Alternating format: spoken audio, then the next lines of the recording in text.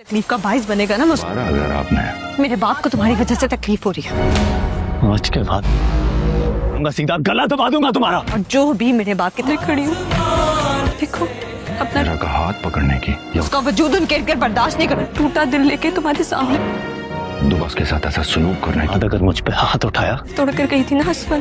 तो उसकी इंसल्ट करने की आपने कोई बदले में चमाट नहीं मारूं कोशिश भी की ना तो मुझसे बुरा कोई नहीं होगा। अगले एपिसोड में आप देखने वाले हैं कि मिरहा का बाप जब हॉस्पिटल में ज़िंदगी और मौत की कश्मकश में होगा तो अनायजा और शारिक हॉस्पिटल में अच्छा खासा ड्रामा लगाने वाले हैं। लेकिन आखिरकार मिरहा के दुआओं की वजह से उसका बाप ठीक होकर वापस आ जाएगा और घर उसे ले जाया जाएगा।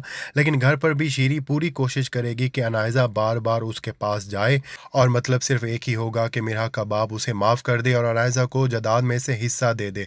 लेकिन मिरहा कभी भी नहीं चाहती कि उसकी बाप की ज़िंदगी को इस तरह से ख़तरे में डाला जाए, इसलिए वो अनायजा को अपने बाप से नहीं मिलने देगी। उसकी ये हरकत देखकर शीरी मिरहा को अच्छी खासी बातें सुनाने वाली हैं और उसी वक्त असफंद भी वहाँ पर आ जाएगा।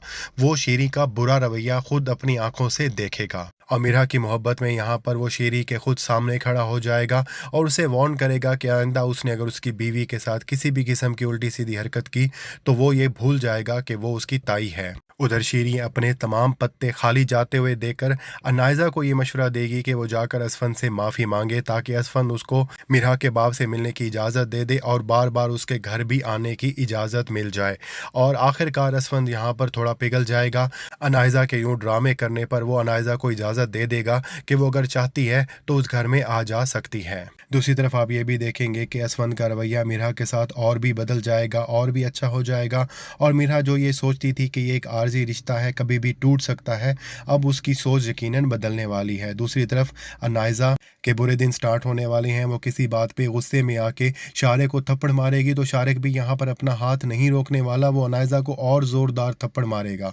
शारिक के हाथ जिसने रोके हुए थे वो अनायजा की दौलत थी और अब उसको एहसास होता जा रहा है कि अनायजा के हाथ में कुछ भी नहीं है, तो अनायजा की इस तरह की बदतमीजियाँ क्यों बर्दाश्त करे। ना सिर्फ वो अनायजा को थप्पड़ मारेगा बल्कि उसे धमकी भी देगा कि अगर दोबारा उसने हाथ उठाया तो उसका गला ही घोंट देगा। इस तरह से सही मानों में अनायजा के बुरे दिन स्टार्ट हो चुके हैं।